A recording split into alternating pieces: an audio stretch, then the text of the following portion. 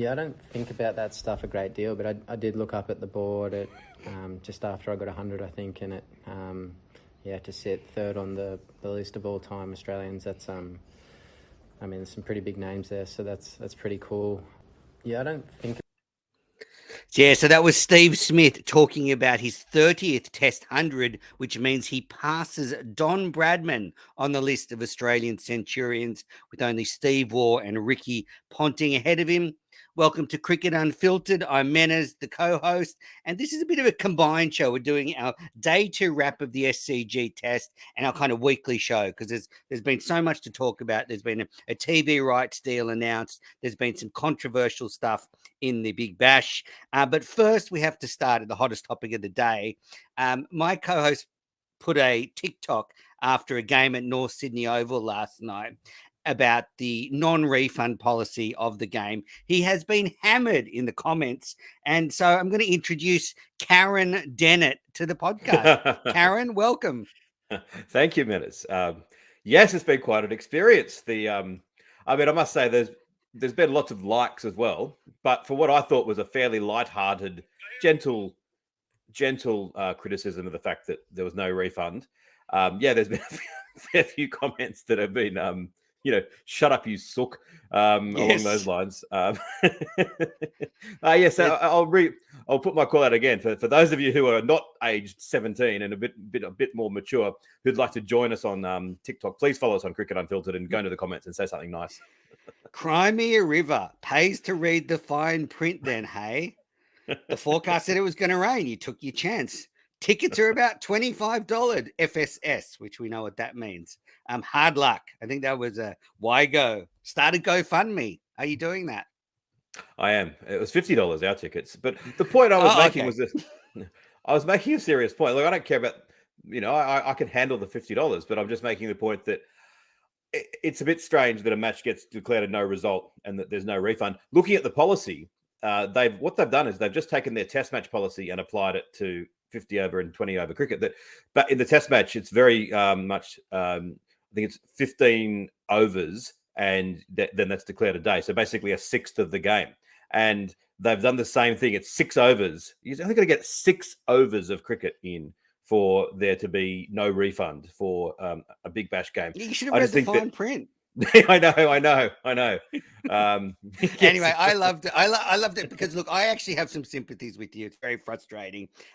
But you certainly copped it. And then the next TikTok post, you go on to complain about the bad light, and you do this, like, please go and subscribe to our TikTok, because Paul does this sort of schizophrenic American Australian kind of discussion. But then there's the comments that are thinking you're like dissing me. So there's like, oh, how can we dissing Menas when you're on the same channel? You didn't watch the whole video. I saw the end. No, where you mentioned me at the end. I did see that. So it's very funny. It's all been happening. All right. We're going to get onto the cricket. But just as I was leaving the cricket ground today, I'm in a lift, and it's Gus Wall and Mark Taylor, one of my favourite Australian players, terrific batsman, and a couple of other people. And then the lift just stops between 2 floors. And I'm like, oh my God, I'm going to get stuck in a lift with Mark Taylor. Everyone else is panicking. I'm thinking, I'm just going to start like asking him questions about his career, like take me through the 89 Ashes, and like, they're like, where's the phone? And I'll just be like covering it with my bag. So it was stuck there for hours. That's pretty cool. But then eventually the lift got going after a few minutes, but a few nervous souls for a second there.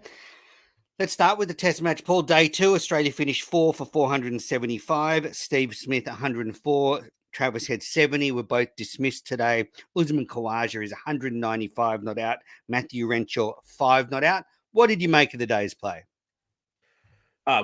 Just total dominance by the Aussies. A bit sad that once again South Africa are on the wrong side of the scoreboard demonstrably. I'll be saying everything that everyone else is thinking. Wonderful to see Khawaja's.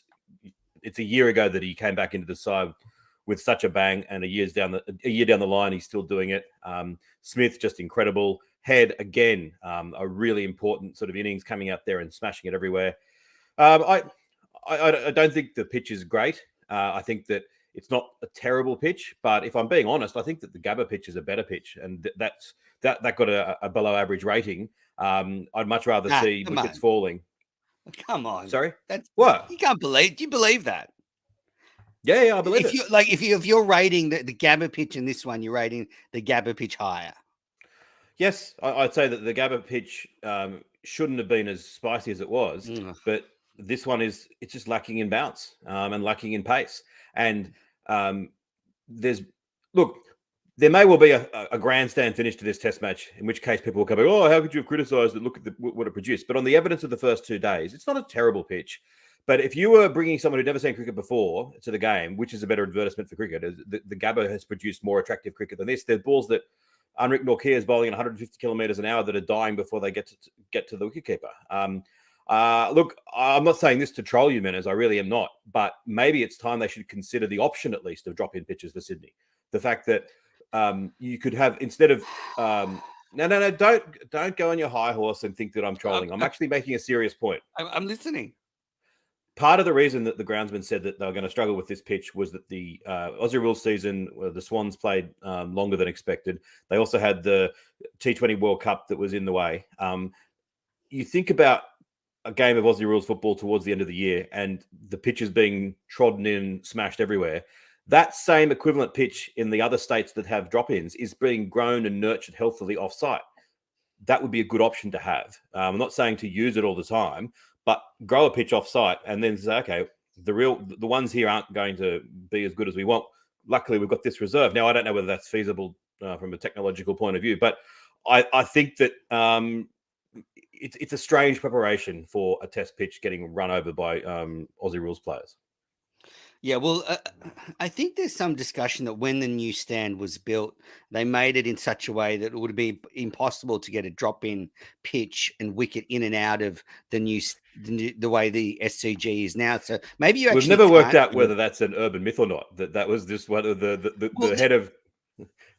Did they do it deliberately? Like if it was 10 centimeters wider, it would be fine. And he said, "Nah, we're going to keep it that second."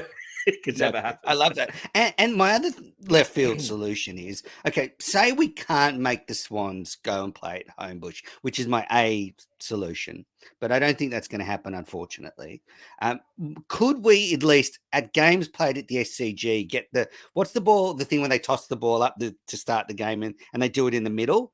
Couldn't they just do that off the center square? Like move 50 meters to your left and just do it? Not there. I don't even know what it's called, but can they do it there? What they should do is, you know how when they allow the crowd onto the field after a day of a test match and they rope the pitch off?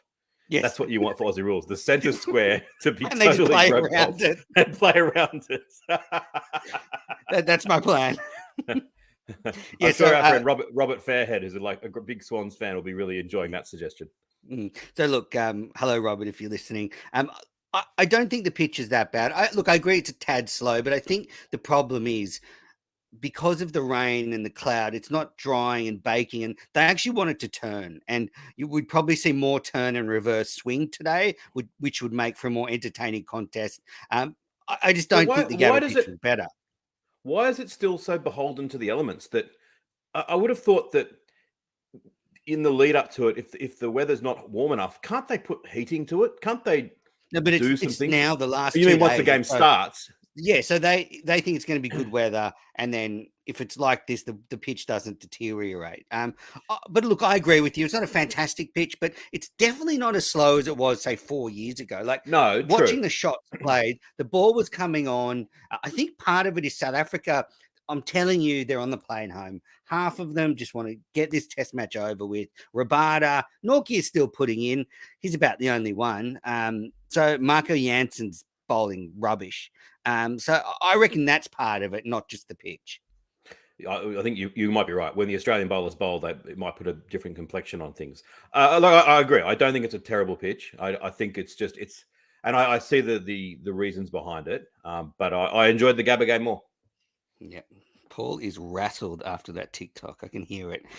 So Uzi, his third century in a row at the SCG. He passed 4,000 test runs for Australia in the innings. He was the 27th batter to do that. Steve Smith passed 1,000 test runs at the Sydney Cricket Ground. As I said, it was his 30th test century. Steve Waugh has 32. I think Ricky has 40.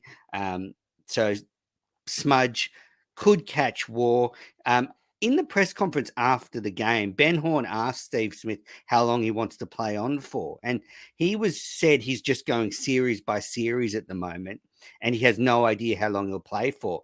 And he was very non-committal, and I was quite struck by that. That I think we'll see Smith next summer at the SCG, but perhaps this is his last SCG test. Yeah, I don't think so. I think we've talked about this before. I think he's being non-committal because you would sound presumptuous if you said, "Oh, yeah, I want to keep on going at the top level for 5 years," and then you have get an injury or something like that. I just think that's not the way that sports people are wired, and that he's had. Look at the last few years with all the turmoil with COVID, his suspension, and everything else. He's probably right to just take it. One series at a time, and I just don't think that he would have given it much thought further down the track than that. I don't think that means he's on the way out at all. Yeah, I didn't get the feeling we'll see him. I mean, Alan Border played till he was almost 40. Steve Waugh, the same. Ricky Ponting, the same. Like they were, late 30s. I mean, Smith is only 33. I don't think he's 34 yet. So he could conceivably play for 5 more years and catch Ponting if he's keen to. The government should take it out of his hands. I said this before. They should say, "You're not retiring. You'll retire when we let you retire. You've reached a threshold. This is a compliment to you. You're so good that you're required for the national effort to play till we deem that you can retire." Yeah, here's $1 billion. Don't retire. Usman Khawaja and Steve Smith put on a 209-run partnership. It was their 10th century stand in Test cricket. They actually got a really good partnership. I think it was their 10th century stand in about 35 innings. So that's incredible. Usman Khawaja, that's his highest Test score, beating his 174 versus New Zealand at the Gabba. So it's a great day for the Aussie batters. Hard to see any other result than an Australia win or South Africa maybe clutching on for a draw, but I think they're gone. And I can't see them batting it out on this pitch with the Australian attack. Can you? It's difficult. I mean, the last I looked, the forecast for tomorrow was pretty grim. Day 5 looks great. So we're certainly going to get a fair bit more cricket. But yeah, I think an Australian win is more likely than a draw at this stage. And yeah, a South African win, you never say never, but it's a hard one to fathom. I just wanted to send out a stat that I came up on Twitter by Cricketing View. They put out the tweet. The closest thing to Bradman in the rest of Test history is Steve Smith making 4,000 runs at 90 in the first innings of a Test match, not counting today's century. So they basically said, excluding innings 2, 3, and 4, Steve Smith averages 89.7 prior to today.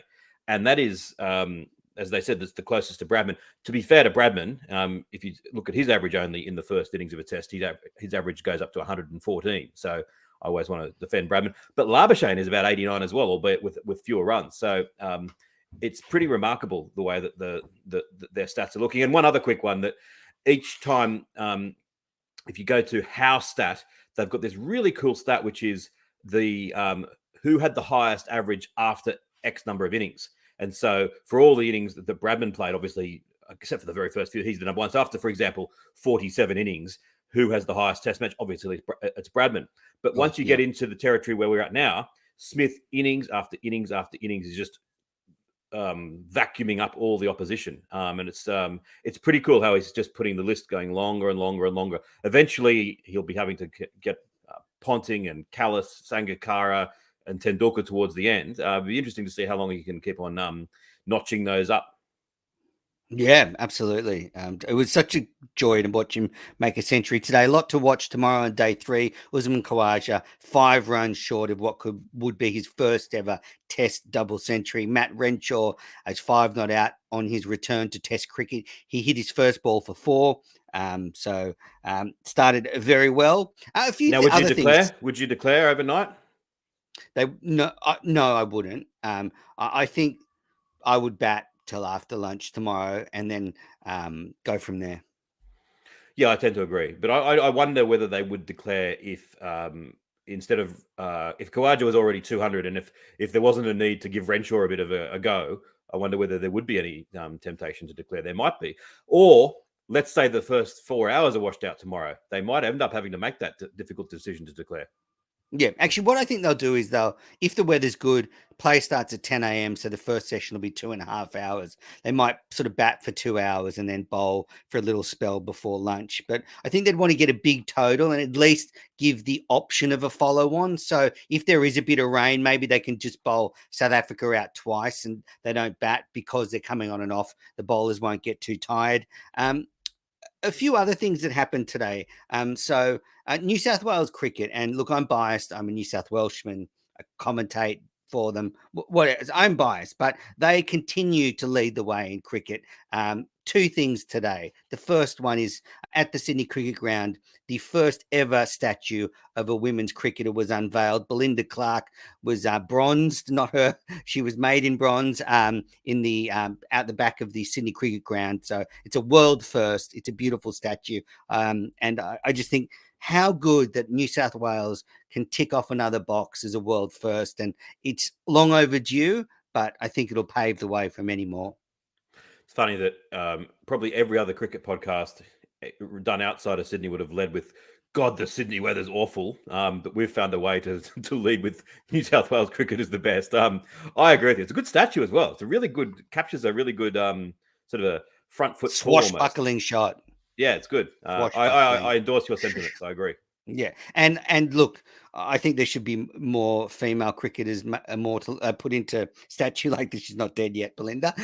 But I actually think the next one should be Elise Perry. And there's been a lot of fine contributors to Australian cricket, but no player put women's cricket on the map like Elise Perry. And you can say everybody else, a lot of fine contribution. She is streets ahead of the field. Agree, 100%. And what I would like to see, Menners, is one night you in the depths of night, sneaking up to the SCG and destroying the Paul Roos Aussie Rules statue there, and getting your own one sculpted in of Elise Perry in its place. You'd love to do that. dumping them all out at Homebush. All the Paul Roos out there, stay there.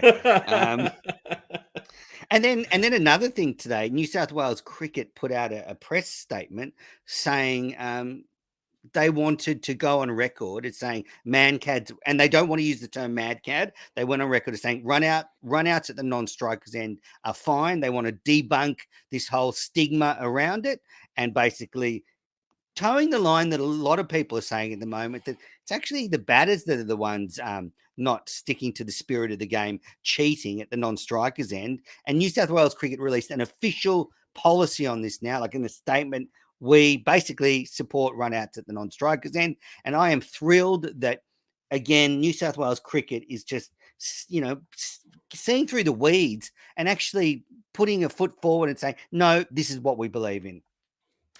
It's interesting because that's what they've done with the laws. They've moved it from whatever it was, like sort of questionable play into just normal run-outs. I agree that there should be no stigma. The one thing I don't it's a very comfortable name. It's a name that has kind of stuck. What would be nice if they could remove the stigma but keep the name, so that it's no longer a criticism of the player, but a way of having him remembered. I mean, if it was me, I'd rather be remembered than forgotten. I was reading Bradman's book the other night about it, when the Bill Brown incident occurred, and Bradman made the point that Bill Brown wasn't critical, and Bradman himself wasn't critical. He wrote, "I cannot understand why there was such a fuss made of it. None of us had any problem at all." And he said, "I always make a point of waiting till I could see the ball in the air before I move out of my crease." I commend that advice to all other batters. So maybe if we can totally destigmatize it, then the name man-cad could actually continue without the stigma. Yeah, I mean, I'm all for that. I love history, and you have to embrace history in some ways, and that is part of it. But I'm just so glad New South Wales Cricket have led the way on these two major issues today. I do think that what others have said, and Brett Lee, for example, has said it as well, that rather than having it as an actual run out, let's get the third umpire involved. And if the ball, at the same time as they're checking the front foot, if the bat has left the crease prior to the ball leaving the bowler's hand, have a penalty the other way. One of our listeners was saying maybe they could make it a short run if there's any runs, or they could make it a reverse no ball. Like the umpire could just have a different signal to say, "Oh, yep, non-strikers out of their ground, 1 run to the fielding side," rather than, because that takes the sting out of it. Where, if you're the bowler and you're frustrated because the batter is genuinely moving a long way out, and then you're there thinking, I really probably should run them out here, I wouldn't want to go through that. You for all the defenders you will get hundreds of thousands of people criticizing the hell out of you. After my very, very gentle experience of being roasted on TikTok by about 40 people, I can't imagine what it must be like to be properly roasted. I wouldn't want to go through it. I don't think anyone should have to. So take the pain out of it and just say, guess what?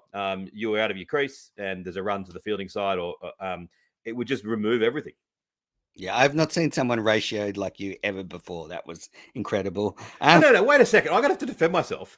It's been a fantastic success. It's had 75,000 views. I'm not knocking you. I encourage you to do it. I'm encouraging you. You're using the word ratio incorrectly. I've got 3,000 likes and about... I think some of the hate likes. I think the hate and a likes. few comments having a go at me. But no, I stand by it. It's a real success. All right, and now I'm going to take you up on something else. So this is the bad light rule. Now, listeners who listened to the daily review yesterday will know I'm not in favour of changing the ball mid-game if there's bad light, pink to red, red to pink, however you do it. I'm happy if they want to make the SCG test a day-night test, a pink test, and that I think gives you more chance of a result and less chance of rain affecting it. But I heard you say on TikTok where you're slamming me, diss track on me, that you think you're happy with them swapping balls for the light if they come off to go. You're not? I'm not happy with them swapping balls. So not happy. I'm furious that they're not. Furious that they're not. Yeah, I think I've said this for years. It's absolutely stupid that they don't, and I'm sure I can convince you, Manners. You will come to see the error of your ways. I have done so. I was critical when they first put jersey numbers on jerseys in Test cricket, but I'm now all for it. Listen, there's no disadvantages to it whatsoever. Imagine how good it would be, and I want you to try to actually genuinely think of this. Right. I'll meditate on it. Yep. Test match, wherever it is. 20,000 people in the house, millions of people watching on TV. Game's interestingly poised. There's no rain about. Leaden skies. The dreaded light meters come out. Off they go. Wouldn't it be awesome if instead of that, and instead of everyone thinking, this is crazy, there are floodlights beaming, in a week's time we're going to play a pink ball or a white ball game where we play in these situations. No other sport in the world would be walking off due to bad light with floodlights beaming. That instead of walking off, they then said, okay, we've had 35 overs with this ball. We bring out a pink ball that's 35 overs old. Away we play. Maybe they play for another 15 overs in stumps or whatever else. Next morning, sun shining, they say, right, we'll get you a new red ball that's 50 overs old, and on we'll go. Now, you're going to say, yeah, but it's unfair because there's you could find that the ball starts to move around a bit more. And I would have some sympathy for that view if the rest of cricket was played in a hermetically sealed, totally artificial, perfect set of conditions. But there's already massive amounts of luck. That you lose the toss like South Africa have done in this match, basically gave them no chance. You bat on a day in England under sunny skies, and the next day the opposition has to bat under grey skies. They got no chance. There are umpiring mistakes. The pitch deteriorates through the match. Already in pink ball games, we have this where they're talking about, what time will the pink ball move? And there's that situation. It's already artificial because sometimes they say, rather than going off for a few overs, we're only going to have spinners bowling. And it's crazy that we have the match getting called off potentially on the fifth day when there's a result in the offing, but because we had to go off for light 3 days earlier, we have to now call it off. If we did what I'm saying, you would enjoy it. You would much rather the pink ball out there, the game continues. And yeah, maybe it swings a little bit more. But as I said, there are 767 other strange vagaries and disadvantages and unfairnesses in cricket. At least they're still playing. And in this format of the game that everyone's saying is dying, at least we don't have this farcical situation anymore. It would be fun. It would be good. I mean, the balls are just so different. I see your point, and it's a valid take, but I just think it would really just change the integrity of the game too much, because you're in your situation. They use the pink ball for 15 overs. What if the bowling side gets 6 wickets? Say they're playing on this pitch, which is pretty tough to get wickets, but they get the pink ball and they get 6 wickets. And then the rest of the test match, the light's fine. The other team doesn't get to use the pink ball, and therefore one team's had an advantage. Like, do you say, okay, this team's had the pink ball from overs 35 to 50, so whatever happens, the next bowling side can have the same option? I just think it opens the door to way too many problems. The way to solve this is, say, Sydney Test, it's ruined by rain. Let's play a day-night test, and therefore, if we lose a bit of time, we'll still probably get a result. No, but the thing is, you're already having all of those situations that occur always anyway. That there's a not that extreme though. Like, there is that extreme. You come out and play day one. The sky is black, but not enough to go off for bad light. And the bowling side, like that 2010-11, the MCG test, that first day Australia batted first, we were absolutely blown away because the conditions were so difficult. If there'd been a nice, bright, sunny day on that day, Australia probably would have finished it at 3 for 300. The difference is nowhere near as much as you think anyway, because half the time, even in the pink ball test matches, it doesn't always make a big difference. There are times when it's completely flat and easy. I understand where you're coming from, but it's a small step in the wrong. It's a small thing to say, to a price to pay, to have this crazy situation where you're walking off with floodlights on and a game that could be played. Test cricket it can't do that, and it's not just okay to suddenly switch it to a pink ball test match, a day-night test match. That's not the answer, because you can't do that in all venues around the world. They're not going to do that in Lords. I know they've had day-night tests in England, but they're not going to do it very regularly. It's a partial solution. The other one I heard Nick Hockley was talking about, they're talking about getting better lights. Well, I'd be all up for that. I just think that it'd be like when they brought in run-out technology. You'd be one of those back in the early 90s. Oh, no, it takes away the human element. There's nothing similar about it. It's too haphazard. It just that's what they said. I mean, sometimes you haven't got the technology perfect. You can't have it. I'm sure if they brought it in about a year afterwards, you'd look at me one day and say, actually, you're right, Paul. It's fine. Because I just think, like, you would get things like, teams would be like, it's dark. Maybe, we'll try and bowl now, so we get the pink ball. And that's what you get in pink ball tests already. But you'd get that, like, in weird situations, and then you'd get like, team selections. Like, if you're using a pink ball, you might want. You would not. There would never be. There'd be no team selection. Oh, we're gonna pick Mitchell Stark. We wouldn't have otherwise. He may just use a different color ball. Off you go. I don't think I don't think it's a terrible idea. Because I don't like the fact that there was a lot of cricket fans who left the Sydney Cricket Ground on day one upset and there's your disappointed. Answer. Against your argument, which is essentially zero. That your argument that they might select a different side. I mean, did you hear what you said? Did you hear what came out of your mouth? Yeah, because if you're using a pink and a red ball, you might want a different team. Like on that SCG pitch, you might think with a pink ball. We'll go with a whole different 11. We'll go with a whole bowling attack. Yeah, bowling. Yeah, Steve Smith, we don't need you. No, and like my situation is, Mitchell Stark. So what is? Do you think that's fine if a team, they get 15 overs with the pink ball, they get 6 wickets. The other team doesn't get that chance because the light never goes bad again. That team that got the pink ball for 15 overs wins because of that session. And then at the end of the test match, the other team is spewing because they've been disadvantaged. It's not. Yes, but it's like wet wickets again. I think it's a bigger variance. I think it's a bigger variance. South Africa probably, as soon as they lost this test match, I know they've played badly, but as soon as they lost the toss here, they probably lost the test match. That's a far bigger thing. I don't think it's that simple. Anyway, solutions. I'd love to hear from the listeners on this. And look, we're getting some great questions. So what we'll do is we'll hit the YouTube questions at the end of the show. So keep throwing them in there. All right. So since our last podcast, a TV deal has been announced, the massive TV deal. And I haven't actually crunched the numbers. It's supposed to be a touch over 1.5 billion in when they sort of put it all together nicely to make it sound a lot. But look, the key things you need to know is it's basically business as usual. It's staying on Fox Cricket, KO, and Channel 7. There are a few differences which I think are good for the viewer. now the free-to-air coverage will be also streamed on 7 Plus at the same time. So you don't have to sign up to KO to watch it digitally and stream it, which I think is massive because there's so many of the next generation that don't even know what a TV aerial is or how it works. And then they've shortened the Big Bash to, I think, 43 games, which starts not next season, but the season after.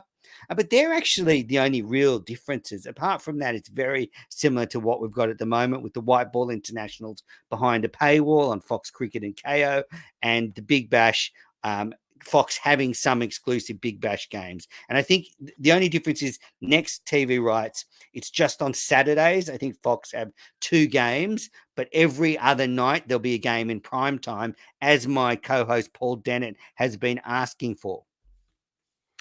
Yeah, good summary. I think my overarching viewpoint is one of relief, because there was a time we were chatting about it that we're looking, thinking, well, wait a minute. Cricket Australia really offended Channel 10 at the last bidding. Channel 9 said goodbye to them and were kind of like, see you later, we never want to see you again. Channel 7 are taking them to court. There's nowhere else to turn. And there are some sports in Australia where they've kind of been dumped by free-to-air TV and they've never come back. So the fact that they were still able to not only secure a decent deal, but to have competition as well, that there was, Channel 9 was apparently interested. Channel 10 made a bid that was even more lucrative. And the fact that at the end of it all, they've been able to get a substantial amount of money at a time when TV is struggling, the landscape is changing, and, TV companies aren't stupid. They're not going to pay money that they don't think is worthy. So the big relief is, that's a great tick for the health of cricket in this country, that they are still willing to pay a fair bit of money to show it. It still confirms that it's up there still with rugby league and Australian rules as, among the 3 dominant sports of the country. That's my main take out of it, because I just think that the coming 2 or 3 years, the landscape is going to continue to change so quickly. I think the opinions we have now as to what the TV deal looks like, we'll probably look back in 3 years and think, oh, they were cute opinions, but now the reality has changed the way we look at it. Because I remember when the first TV deal was made, when the white ball internationals went behind a paywall, I was like, I'm disappointed by that, but I was kind of calm. And now I've come to realize it was a really, really bad thing to have happened to the game. And I'm still disappointed that they're behind a paywall, but, it kind of is what it is. The only thing I'll say is that if one-day cricket was the behemoth that it once was, then it would have been an absolute disaster. But because one-day cricket itself, 50-over cricket, is falling apart in this country, it's not quite so bad. But that's sort of cold comfort. But on the whole, it could have been a lot worse, I think. I'm pretty happy with it. Yeah, I mean, I like it. So Channel 7 got a great deal. They're paying less for more stuff. I mean, I think they're paying 65 million a year, which is less than they were paying on the last deal, and they're getting the streaming and stuff. So they've got a good deal. What's clear is News Corp and Fox Sports really wanted cricket still, because they made up the difference. So they were able to sort of I think approach what the 10 Paramount offer was. So News Corp, whether you love them or hate them, they've got a massive footprint in Australia with media wise. So if they're behind cricket, that's good for the game. Obviously I appear on Fox Cricket, so I'm kind of biased a bit, but I think they do really good coverage. So I'm glad for that. I do think, and it's a point you made, I don't think moving to Paramount would have been like this huge thing, but it certainly would have been difficult for a lot of people that are still getting used to it, moving off 9 to all of a sudden then be going, okay, where's the cricket now? So I think they don't have to go through that process of re-educating everyone. Oh, this is where you can find the cricket. But I was saying earlier on one of our shows that I think a sport in Australia does have to take the money from CBS eventually. I mean, otherwise they'll go somewhere else. And Australia needs that sort of investment in our sport. Yeah, potentially. It's also not even just those who wouldn't know how to access Paramount. It's those who wouldn't bother. And I've said before, I see exactly my situation with the Premier League when 7 years ago, wherever it was, the Premier League went from Foxtel to Optus. And I was a casual fan. I would flick on here and there. I'd watch the odd match, half a match here, half a match there. I enjoyed it, but I wasn't obsessed by it. And then as soon as I went to Optus, it's like, I'm just not going to watch it now. I'm so lazy. I'm not going to find out what the login details are and do it. I think I did it for one game at one point, and that was it. And I've barely watched a game of Premier League since. My experience, I'm sure, would be replicated for lots of Australians who currently, maybe they do have it on KO, they do have it on Foxtel, but they think, oh, Paramount, I can't be bothered. And that's no slight on Paramount. And I'm sure in years to come, that's where it's all going to be streaming, but we're not quite there yet. Yeah, I mean, I think Cricket Australia didn't have many options because Channel 9 have the Australian Open. So I don't think they were serious about the cricket. And, Channel 10 and Paramount wanted everything. So they're only left with 7 to negotiate with. And, Channel 7 get away with trashing cricket for 3 years. The white ball internationals being behind a paywall. I've just kind of accepted then that is the death of those sort of formats in Australia. Like there'll be no interest in white ball internationals anymore. But I do think that mirrors what the Future Tours program looks like and the importance of those on a sort of a broad, a broad aspect of it's diminished. So I don't think it's a big thing. As sad as I am that the white ball internationals are behind a paywall, because I don't think they should be. I think every time Australia plays at home, it should be on free to air, and I'm disappointed that's not being enforced. But at the same time, the Future Tours program doesn't show much respect to them. So that if they're not that important, then they're just going to be TV events now for Fox. Do you agree with that? Yeah, I mean, I think that when I look back at the heyday of one-day cricket in Australia, the thing that I think has really changed is that it brought in the casual non-cricket fan in a way that for a while the Big Bash was starting to do, and hopefully the Big Bash can do again. But I think at the moment it's not. I was a bit disturbed in the Christmas period. I've seen and played in a couple of backyard park cricket games with extended friends and family, and the number of kids who were kind of 8, 9, 10, 11, who just had no concept of how to bowl a ball and were throwing it, and whose fathers were able to bowl at the same age, made me sort of realize that cricket's always got to fight for the next generation because the barriers to entry are so much more than other sports. And so back in the day when, coming up after the news, except for a bloody current affair, we've got the cricket and, half the country's watching, Tony Greig pumping it up. It's under lights at the SCG, the Australian side's playing. Everyone knew who was playing. That's how it grabbed even the people who are on the peripheries into it in a way that it's currently not being doing. I don't think having the white ball cricket in front of a paywall, without the paywall, would solve that problem, but it would go a little bit of the way towards doing so. So yeah, that's a concern I have. I think that we do need the Big Bash roaring back to try to sort of grab that next generation of fans. Yeah, and it's undeniable if the white ball internationals were on free to air, people would get home and they'd flick them on, and you'd probably get, maybe close to 1 million watching them every game. So that audience is lost to cricket. I mentioned the Big Bash, so it's going to be reduced to 10 games per season. And ironically, or coincidentally, Paul, that's the year we did our Big Smash Cricket podcast. So we're well aware of that format. 10 games per team, which I think is a good amount. They've changed the finals there, which I'm a bit surprised about. There's only going to be 3 finals. So I think the top of the table after the 10 rounds will go straight through to the grand final. And then you'll have 2 to 4 playing off to meet them. I think as they did in the WBBL, 3v4 will play 2 for a spot in the final. So I think that's curious because I think those finals games are big ticket items. Knockout cricket's fantastic. So I would like to see 4 games in the finals. But overall, when we've talked about it enough, but shorter Big Bash is good. The only curious thing is next year is the Big Bash is the same size as this year. Now, they've already conceded that it needs shortening, but so that means they're going to have still next season to try and sell this bloated Big Bash. So I think they might have to get creative and work out a way of actually starting next year. Next season doesn't shape as a great season, does it? Because they've got the World Cup of 50 over cricket that's going to push things back. That's in India. So as I understand it, we're going to have test matches against the West Indies in January. The West Indies are sadly the hardest sell in world cricket at the moment. So, yeah. And Pakistan are playing Boxing Day and the New Year's. They're playing the 3 tests before that. So it's Pakistan then.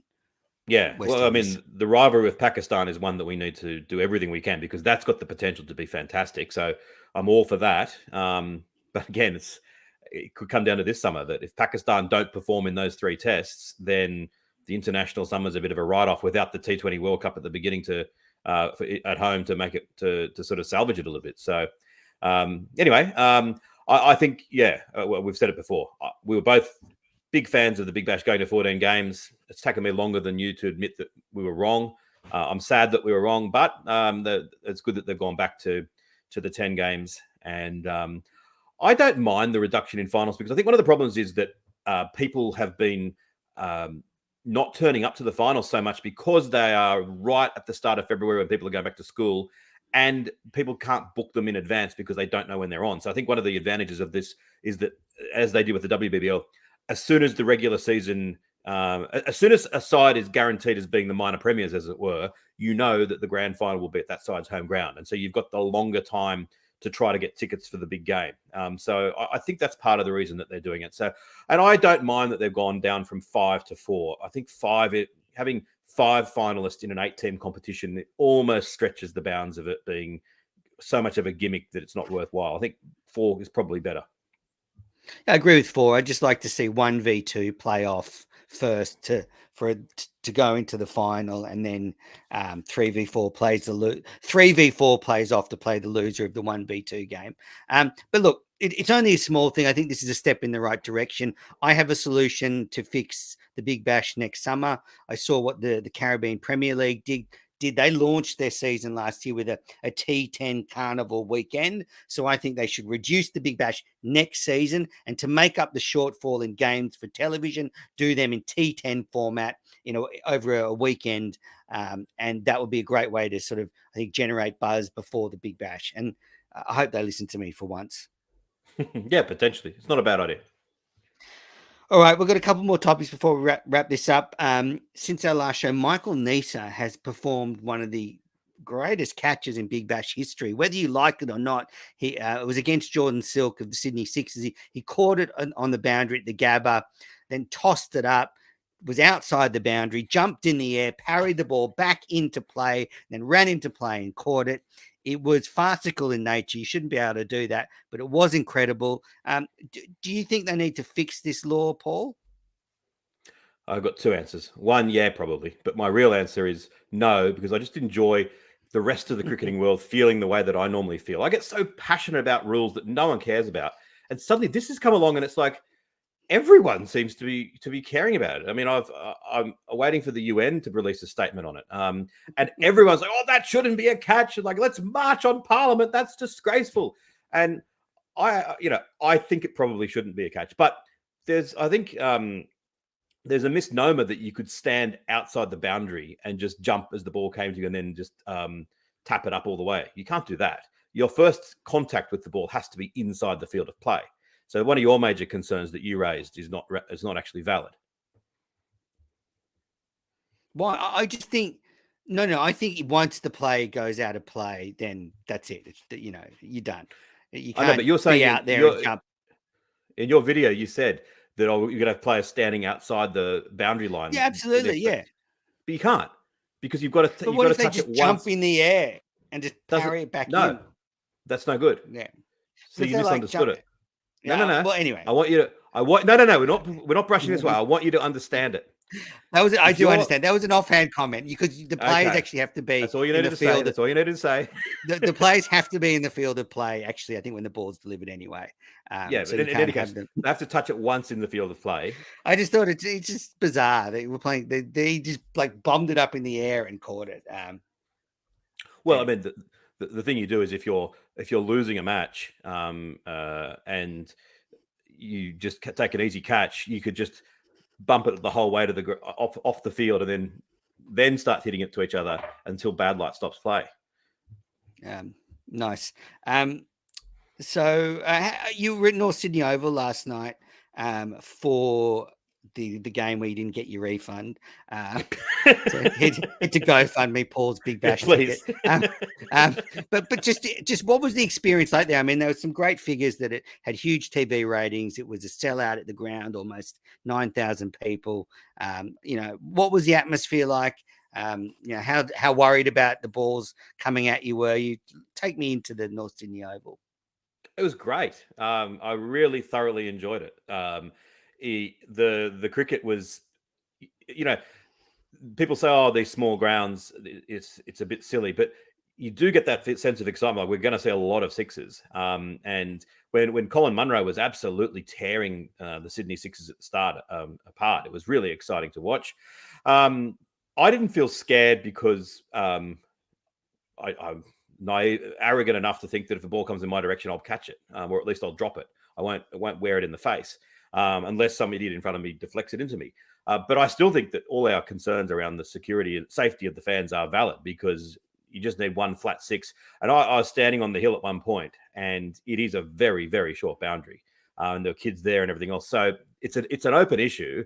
I don't know what we canvassed that last time. But that aside, yeah, I've come around to it a little bit more. It was same as with the WBL. The criticism was that the catering, the lines for food and drink were massive. But that aside, it was pretty good. I think they should have played before they did. I think that was a bit strange I think they could have actually got a game. The rain was very light and misty for a long time. And I know you got to protect player safety. You don't want the pitch to get wet. It was also curious that they still had an innings break, that after when the game's been reduced to 13 overs and they stopped and then they spend 10 minutes doing nothing, they should just have straight away, no innings break at all, bang, out you come in these rain delays. There's no need to have an innings break. Okay, Boomer. All right, now some questions here. There's a lot of comments in there, but we'll just answer the questions. Nicholas Whitlock, thinking forward to India, do you guys think this Australian side can win?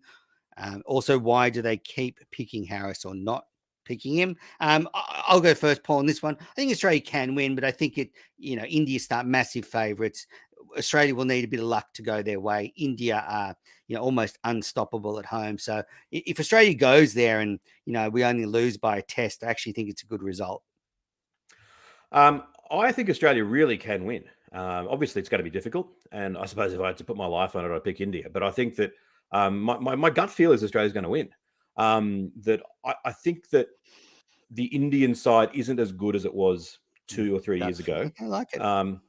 And I think that the Australian side is just, any side with Labuschagne and Smith and, the way that the form that Khawaja's in, hopefully Cameron Green is going to be right for it. I just think, and I think Agar is going to bowl really well if given the opportunity over there. I think that it's going to be fascinating to see whether Travis Head can succeed. If he can, I hope he keeps on playing the same way. A runner ball 40 in India can often be quite a valuable contribution. I just don't think the Indian side is as powerful as it was a few years ago. I think there's a few questions around their batting as well. So it's going to be fascinating. Now, what do they keep on picking Harris and they're not playing him? I think his numbers are sort of good, but not great. So, and he's sort of there and thereabouts. I don't think they've got a great deal of enthusiasm about him. But I probably would be moving on to someone else myself, I think. One thing about Harris they did say is that they see him as being a top order player. So unlike Renshaw, who spent a lot of time in the middle order for Queensland, Harris would only come in for, you would think, Warner or Khawaja. So there's a bit more flexibility with Renshaw. Just on India, I guess. Depends on whether Taurus is rising over Jupiter as well. Well, that's just superstition. Whether he's a top order or a middle order player, that's just gibberish. For the Indian, it's not gibberish. For the Indian tour, Cameron Green might not make the first test, which I think will put challenges to the balance of the side. I don't have as much confidence in Agar, but I hope you're right. There's question marks around Australia's middle order. Head, who plays at 6, how they'll do. But look, I hope if we go there and put up a good show, I'll be happy with that. Stephen Matlock, thoughts on David Warner getting a Fox contract even whilst he's playing, and will he stack up on the commentary front, or will you line him up on your commentary critique. Yeah, so I didn't announce that, but you would love this, Paul. So they had the big this is the way the media works. A big, pack of journos on the SCG for the big Fox Sports Channel 7 announcement. And you've got the Fox TV reporter over there. You got Patrick Delaney, all of them taking questions. And you see the head of Fox Sports, you've got the head of Foxtel taking questions. Head of Fox Sports goes around to the Fox reporter and feeds him a question, because all of the questions are about the money and Seven trashing cricket. And he feeds, the question was, how's the commentary team looking? And, it must be, daunting trying to replace Warne and Simons. And then Delaney has a script, because I'm on the side, I can see it. So he runs through the list, he says it's hard to replace, blah, blah, blah. And then Gilly and Guru, and he goes through all the stars they've got. And then he goes, but I'm thrilled to announce here, we've got someone who can't replace Warne, but he's certainly someone, he said Warne was a big fan, blah, blah, blah, blah. And he announced David Warner. The whole thing was a lovely little setup for Fox Sports to get this message out. I think it's strange, but I do think Warner's going to retire at the end of this calendar year sometime. Maybe he'll play one more Sydney test, but I'd be very surprised. And then he'll be up in the commentary box. And as I always say in these situations, there should have been an announcement at the same time that Jared Waitley's been picked for Australia. Like, the notion that just because you're a great player that you become a commentator, I just find it baffling. I don't dislike Warner like a lot of people do. I quite like Warner. I like him a lot as a player. I think I like him as a person. I've never met him, so I can't really say. And I think he has interesting things to say about cricket, but I don't think he's going to be a great commentator, because I've heard him speak before. I think, only a small percentage of people are going to be great commentators. Only a small percentage of people are going to be great batters. The odds of the one player being both are highly unlikely. And I think that I'll give him a go, but my instinct is that when he's on, I'll probably be muting it, which is not to say much, because I muted half the time for almost everyone. I've become a curmudgeonly old sort of so-and-so that a lot of them annoy me. I'd much rather that if they, if instead they'd found someone who's, really enthusiastic about cricket, knew a lot about the history of the game, maybe had a bit of a podcast. But he played. He'll be able to give you insights into being out there. Like what the players are like in the dressing room, yarns about touring, life on the streets growing up in the south of Sydney. I was setting us up for a joke there, but you weren't listening to me. I was implying it should be me. It should be me or you instead. A bit. Someone's been putting tweets out about that. I don't like that lately. Look, I've just I feel much freer, Paul, almost liberated, because, and this is no disrespect to cricket commentators, because there are some fantastic commentators. A lot of them are my friends, but I've just accepted I'm not going to listen to commentary. Most of it's bad. And I just listen to podcasts. I know you can't do that. We've talked about this many times. I watch cricket. I listen to great podcasts about Star Wars, history, and then no commentary ever annoys me. It's so freeing. But what you're missing out on is the very best commentary elevates the game. And so when, give me the choice between Tony Gregg or Mike Atherton and others that I really like, I'd definitely rather that than watching it in silence. Silence is my second favorite, and then my third, fourth, fifth, sixth, and seventh are the lowest standard of commentating. I've just given up now. I just want to do that when I'm commentating, and I don't care about listening to it anymore. All right, last question. Then I've got a can't let it go, a fun one. So Michael says, Menners, is your scheduling of this live episode an attempt to flex some muscle and detract from tonight's BBL? Well, there's 5 people watching, Michael, so I don't think we've had any effect on the viewership of the BBL. Now, Paul, do you have a can't let it go? I didn't tell you. I do. Why don't you go first? We were sitting last night in the Charlie McCartney Pavilion, and forgive me if I've said this on the podcast before. I have a feeling I might have, but the person I was sitting next to said to me, "Who's Charlie McCartney?" And I obviously got furious. Cue 50-minute diatribe. Yes, so lock it in, everyone, for the next 50 minutes. It is. No, you did last night. I can imagine you. I thought it was now. Both. But it's just, please start playing now. So just everyone, if you ever think of Charlie McCartney, the Governor General, what a great nickname. Not the Governor, not the General, not the Prime Minister, but the Governor General was his nickname.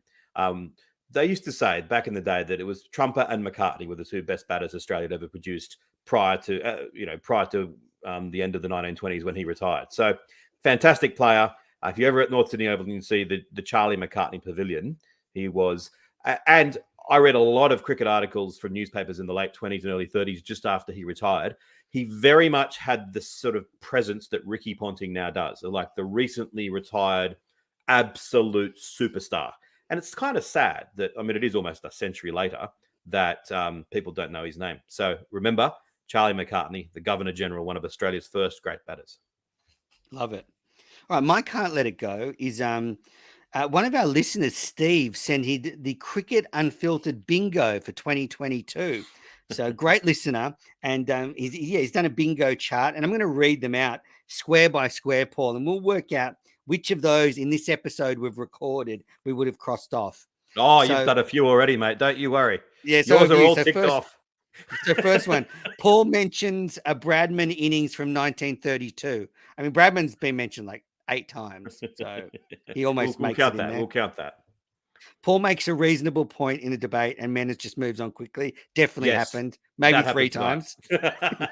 Menas calls for Josh Inglis, not yet, but there's still time. Paul criticizes the selectors. I don't think we got that one today, but I sort of did when I was saying that they're stupid for worrying whether it's a middle order or a top order batsman. Yeah, yep, you definitely did actually. Menas wants someone to resign. Nope. Yep, definitely didn't. That's rare though. Menas says he's on the way to the SCG. Well, I mean, I sort of talked about my day there, so you can half one. Yep. Paul calls for Glenn Maxwell in Test team and captain and Prime Minister. Didn't happen. But, it should have. He should be. I've got some great Maxwell gossip for you after when we stop recording. Paul criticizes commentary of former players. Definitely. Perfect. I also criticize the commentary of former players who haven't even stopped playing yet or commentating or started commentating. Menas says a famous person is a friend of the podcast. Well, you said you're a friend. You basically said you're friends with all the commentators, and that you're a highly regularly featured on Fox Sports. Well, I mean, all that Premier Cricket and the Shield Cricket is on Fox Sports, and I put out all these clips with the Fox Sports logo in the what?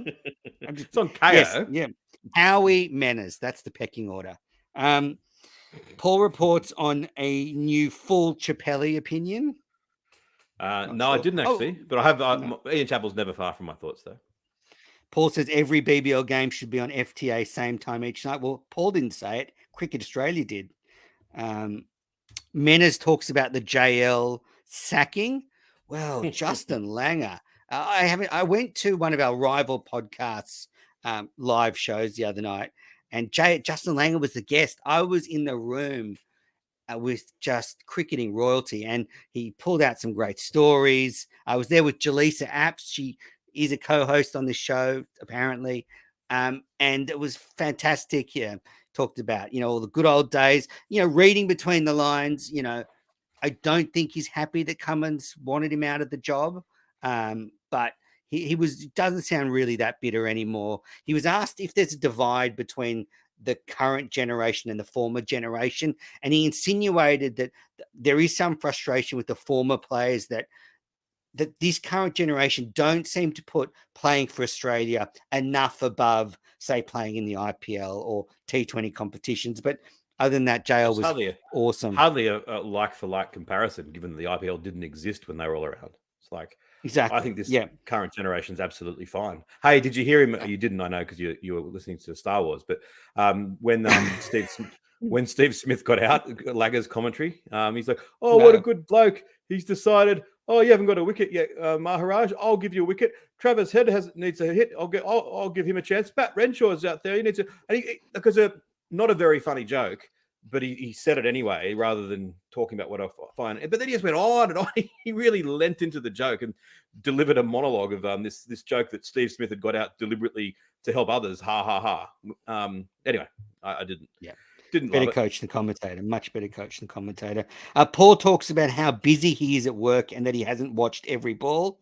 I don't think we've got that today. Paul says he skips between balls on KO. Did we get that mentioned today? No, I might do a separate podcast on that topic because I've changed my habits a little bit. So we'll look out for a new series. Jalisa mentions rugby league. Menas loses it. It didn't happen. Menas slips in that he's commentating a game this weekend. No, but as Paul said, I slipped in enough of other things. Paul says we should drop a big name, Cummins, for a game, and Menas loses it. And I lost it today about Paul's insane take about switching balls. Menas doesn't care about close matches, wants Australia to grind the opposition into the dirt and spread their ashes. I mean, this 3-0 series victory over South Africa is so joyful. I mean, I actually, they were miserable today and it looked great. Maharaj did the press conference and I loved it. Menas has good point though that Cummins shouldn't be a lock for all 4 tests in India. Like if he needs to, if the conditions aren't right for it, then he should step out for a test. Yep, absolutely. If you didn't like JL, we don't like him. Menas has a crack at Cricket Australia. Didn't happen this one. Paul mentions TikTok. Well, we spent like half an hour talking about TikTok. So, I mean, that's a great bingo list because in one episode we've crossed off, well, almost 2/3 of the list. So thank you, Steve, for sending that in. Look, we've gone almost an hour, Paul. I think we should wrap this up. I don't know, where can the listeners find you and on Twitter, TikTok, whatever you're sharing at the moment? Yeah, search for me at paul.dennett, DENNETT on TikTok. And look for us, Cricket Unfiltered on TikTok. And I'll give out our Twitter handles, but Twitter seems to be it doesn't seem to be as, I love Twitter, but at the moment I'm all about TikTok. So join us on TikTok. I do like your strategy of filming hot takes and putting them on TikTok, especially when you get roasted. All right, so today, when Steve, now I just want to take you inside the Australian dressing room. Steve Smith, when he scored his century today, and we'll end with this audio. This will be the closing audio. He celebrated by doing a chainsaw, and he explained to the media, why he did this. And so thanks everybody for listening. I'll leave you with Steve Smith and the beautiful relationship he has with Marnus Labuschagne. I assume you're referring to the chainsaw?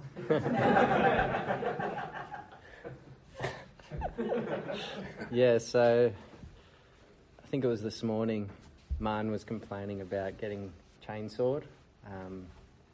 On Rick's ball that got him out, kicked up a bit and getting chainsawed. So I said to him, I thought you were out caught on about 70 anyway, so you'll be right. Like, no worries. He goes, stop being so negative, Steve. I hope you get chainsawed today. So I said, all right, when I get 100, I'll reference the chainsaw. So that was essentially it.